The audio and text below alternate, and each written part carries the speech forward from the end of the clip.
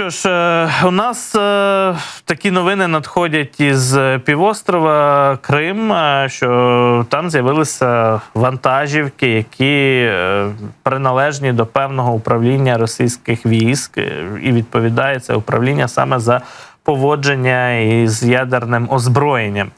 Чи це, власне кажучи, зроблено, скажімо так, навмисно з боку Путіна, аби полякати усіх навколо? Ми знаємо, що Путін любить із цією темою, що називається, грати і вкидати її в інформаційний простір. Чи дійсно відбувається розгортання ядерного озброєння вже на території України, тимчасово окупованій, у Криму?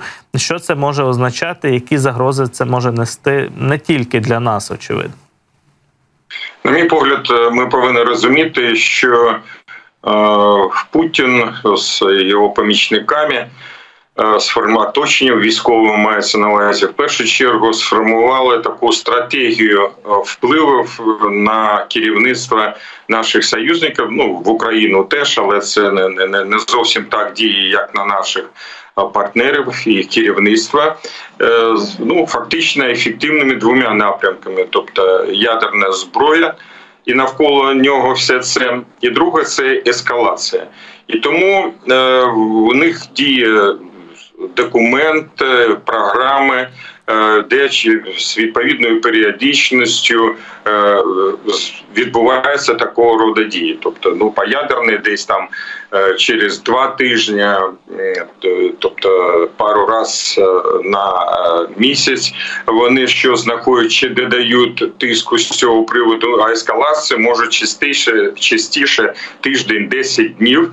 І це Путін аналізує, розвідки йому доповідає, причому конкретно впливу на керівництво кожної країни, які страхи у цього представника, політичного діяча і так далі. Тобто досить ретельно працюють над кожною кандидатурою.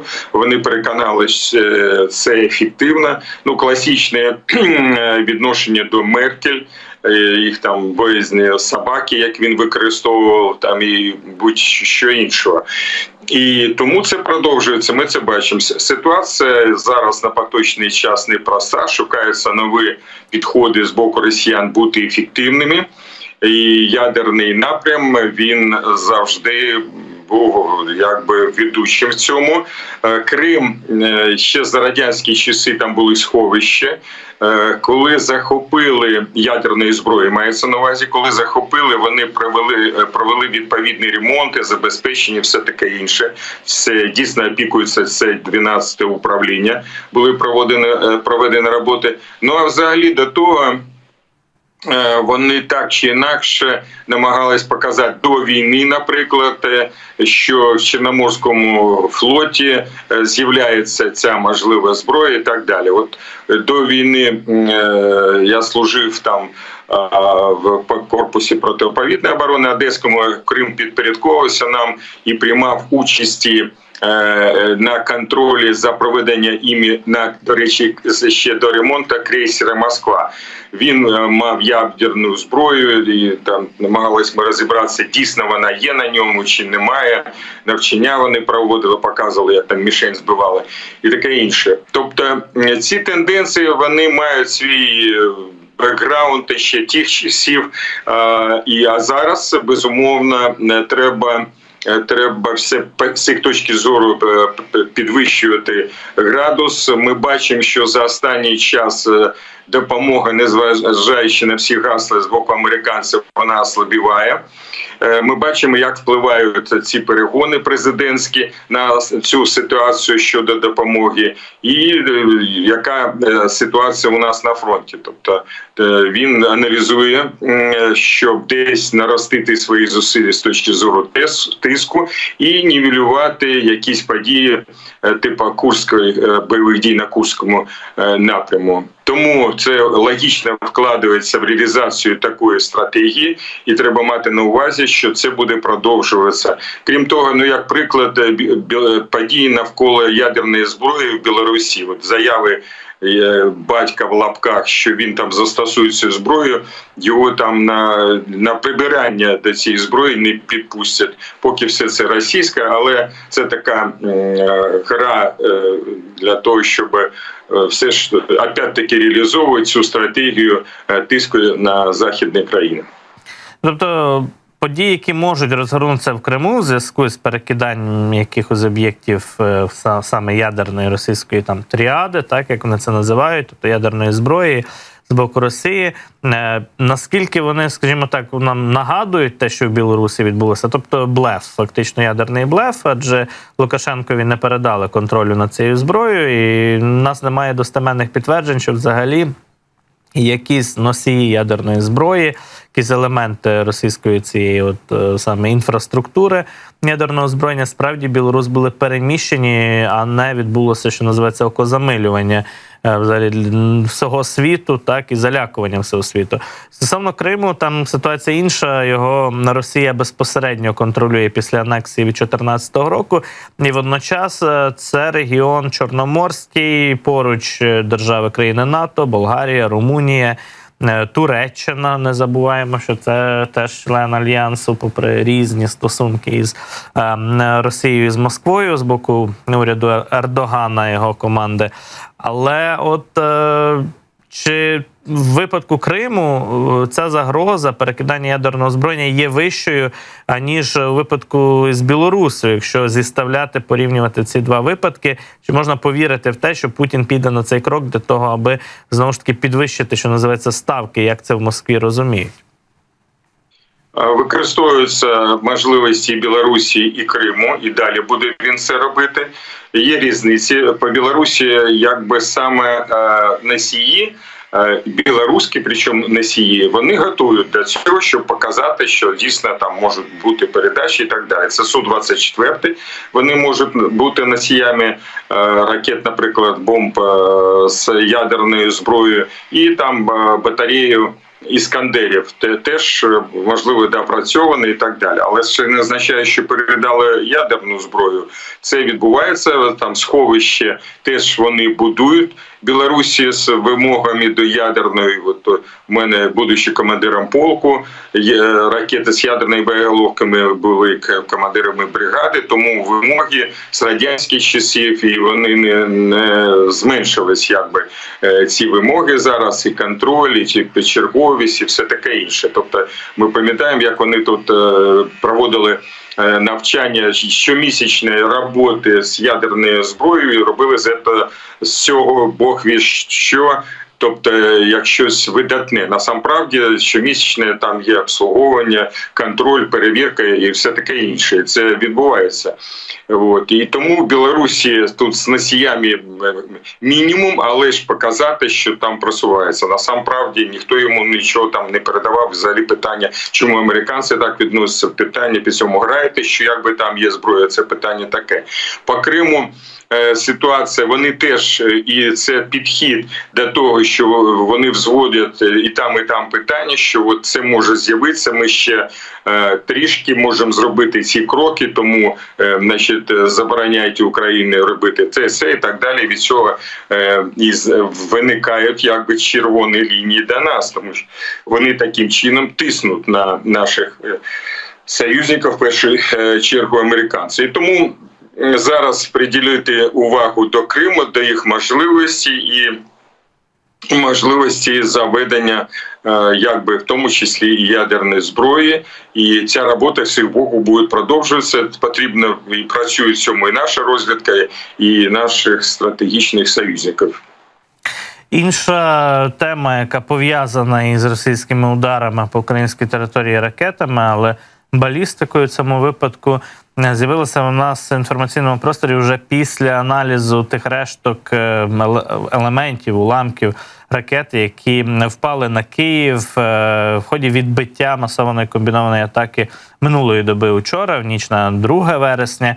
І от серед тих уламків ракет, окрім балістики, іскандерів, крім крилатих ракет Х-101, знайшли також і фрагменти ракети, зенітної керованої ракети, запущеної з комплексу С-400 «Тріумф». Власне, пишуть поки що про це різноманітні джерела, скажімо так, медійні. Ми не бачили ще офіційного коментаря від наших повітряних сил на цю тему або ж Генштабу, але от є інформація, що одна із ракет, це ймовірно, швидше за все, якраз зенітна керована ракета, запущена із комплексу «Тріумф» С-400. І виникає питання по характеристиках цієї ракети, звідки її росіяни могли запустити, оскільки з відкритих джерел ми дізнаємося, що ця ракета може літати до 250 кілометрів і уражати цілі. А росіяни використовують ці зенітні ракети, як ми знаємо, з метою тероризувати мирне населення в наших містах, і С-300 комплекси, і С-400. І от потенційно з Брянщини, з прикордоння Брянщини, таку ракету могли вони запустити. Зважаючи на те, наскільки там напружена обстановка у прикордонних районах Брянської області, росіяни самі заявляли про якісь ДРГ, які там діють, про обстріли, які постійно відбуваються. Чи справді можемо припустити, що вони туди підтягнули настільки цінний свій оцей комплекс, «Тріумф» С-400, щоби стрельнути, що називається, по Києву? Чи, можливо, це з території Білорусі могло відбутися? Поки що, знову ж таки, повторюся, у нас немає жодних офіційних даних на цю тему стосовно цього інциденту. Якщо ми змоделюємо ситуацію, звідки таку ракету С-400 по Києву ворог міг запустити, то які версії з'являються? Версії можуть бути обидві, які ви озвучили, тобто і білоруська, і Брянщина. Тут треба сказати, що з Російської Федерації це не вперше використання С-400. Такі намагання і приклади були. Вони використали, треба тут ще раз нагадати, що С-300, наприклад, ракети, у них є ще тисячі. Вони зняли вже, але зараз відновлюють, але як зенітний ракетний комплекс зняли свій час з озброєння, і з радянських часів тисячі ракет у них знаходяться, які вони використовують по більшості зараз як ракетний комплекс «Земля-Земля». Дальності там прямої видимості, і далі, чим стріляють, точність падає. І тому С-400 по дальності і точності краще, ніж застосування старих, яких у них багато, С-300. І коли їм дуже є потреба, як вони вважають, особливо по Києву, вони це роблять, тому що важко збивати. Ми бачимо по Харкову такого роду ракети. Там по часу реакції обслуги наших протиракетних можливостей не спрацьовує, щоб збити цю С-300 ракету. А по Києву шукають можливості зробити системними, і в даному випадку перевіряють черговий раз С-400. Скоріше, я склоняюсь до того, що все ж з Брянщини це відбувається. Комплекси таких у них більше, зовсім мало С-500, які це новий протиракетний комплекс, який вони намагалися розташовувати в Криму, щоб збивати ракети, Сполучених Штатів. Невдало працюють С-300 і навіть С-400 по ним, і намагалися застосувати, але ж не досягли ефективних результатів. Тому С-400 у них значно більше. І тому, якщо ставити за мету системно впливати на столицю, а до того ми знаємо, що протиповітряна, протиракетна оборона найбільш потужна в столиці у нас по Україні, тому вони шукають шляхи, як це долати, як пробивати цю протиракетну оборону. І, до речі, фахівці саме тут відмічають, що якби була вперше збита саме, тобто вона уламки не підірвалась, тому що ця ракета від С-400, а тому, що вона збита. І якщо збита, це досягнення, опять-таки, наших обслуг протиракетної, протиповітряної оборони. Ракета справді була збитою. Усі повітряні цілі в ході минулої атаки в ніч на 2 вересня, останньої наразі атаки, крайньої атаки. Сподіваємося, що останньої, але розуміємо, що війна продовжується і можна вірити в краще, звичайно, але Росія продовжує цей ракетний терор. Отже, атака, яка вчора відбулася, у нас то в ході цієї атаки всі повітряні цілі було збито, і різного типу ракети було знешкоджено, і балістику, і крилаті ракети, і в тому числі якраз цю ракету запущену з комплексу С-400 «Тріумф», теж знешкодили. От її уламки зараз проаналізували. Виявили, що ракета, що називається, особлива, яку росіяни запустили по українській столиці зі сподіванням, що вона все ж таки уразить якусь ціль. Але це якраз метод російського тероризму використовувати такі от ракети із зенітно-ракетних комплексів, які не дуже точні, але складно їх збити. От їх запускають виключно з метою терору мирного населення. Це ми вкотре підкреслюємо. Ще одна тема, яка виринула зараз у західних медіа, теж стосується ракет, і стосується вона саме балістики, яку може передати, балістичних ракет, які може передати Іран Росії. Вірять деякі джерела сайту інформаційного агентства Bloomberg у те, що найближчими днями якраз ці члени вісі зла, Іран у першу чергу, може передати Росії свої балістичні ракети, такі як Фатех, Зульфакар та інші. От якраз ця стаття, яка вийшла вчора у Блумбергу, от пише, що союзники України очікують, що Іран незабаром доставить ракети до Росії. Про обсяги і терміни таких поставок конкретно не говорять, але є побоювання і підстави вважати, що це може відбутися найближчим часом, можливо, навіть цього тижня. Ну, ось така от інформація. Вже там проаналізували, куди ці ракети можуть долетіти потенційно і так далі. Ну і в будь-якому випадку це справді підсилення російських можливостей обстрілювати і кількісно Україну, і по відстані. Бачимо, ці ракети можуть досягати і західних областей. Там є різні ракети різної дальності. І ось так виглядає аналітика від західних медіа. Питання таке, власне, чому попри всі спроби Заходу припинити, скажімо так, будь-які контакти Ірану і Росії на цю тему, взагалі поставити бар'єр щодо передачі таких ракет Москві з боку Тегерану, все одно такі повідомлення з'являються, і тут вже мало не твердження, що найближчим часом може така поставка відбутися. Чому попри всі спроби адміністрації президента США Байдена менеджити, як вони кажуть, контролювати ескалацію. От нам не дозволяють атакам саме бити по російській території, а все одно ми наближаємося, ймовірно, до тієї точки, коли Росія отримає іранські балістичні ракети.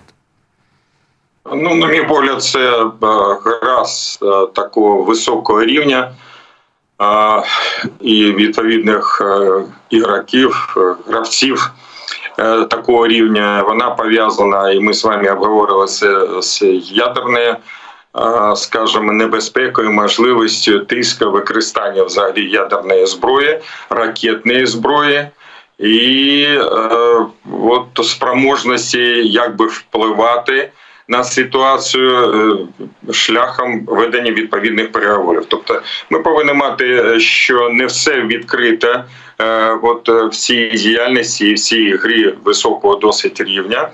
І там приймають участь, і це в динаміці розвивається.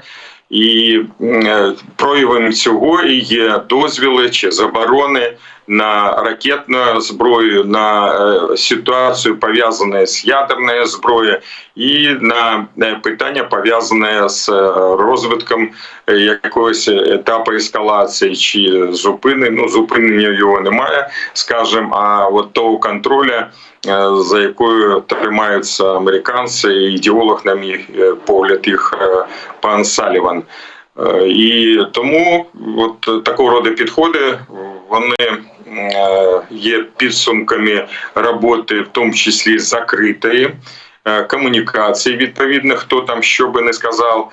З одного боку говориться, що ні слова об Україні без України, але ми бачимо вояж того ж Салівана в Китай, і розмови, говориться, що якби насамправді, ну і продовження цієї роботи. І тому ракетний фактор був, є і залишається, як і ядерний, от в цій стратегічній грі, і вони міняються, і відтіля теж є коріння того, що на що є заборони, чи будуть зніматися і в які терміни. Тут все пов'язано, і велика кількість цих дій, вона закрита на поточний час, але опосередковано можна скласти якесь судження з цього приводу, що ми з вами і намагаємося робити.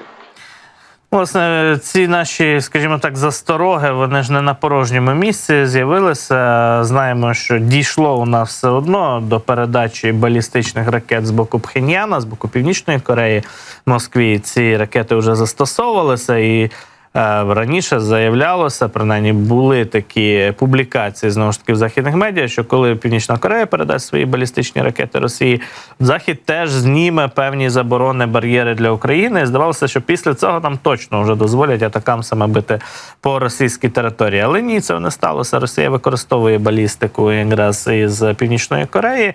На Україні забороняють бити атакамсами по російській території. Можливо, зараз, от уже коли загроза з Ірану з'явилася щодо передачі таких ракет, Захід зробить більш сміливий крок стосовно співпраці з Україною і зніме ці обмеження. Але це наші сподівання. Маємо далі працювати в цьому напрямку і говорити про це з нашими партнерами. Ну, але хочеться, звичайно, аби не сталося передачі балістичних ракет з боку Тегерана Москві, оскільки це посилить можливості Путіна, і так уже агонізуючого Путіна, бити по Україні нищівною зброєю, от якими б не були ці іранські ракети. Це все одно серйозна загроза для наших міст і для мирного населення.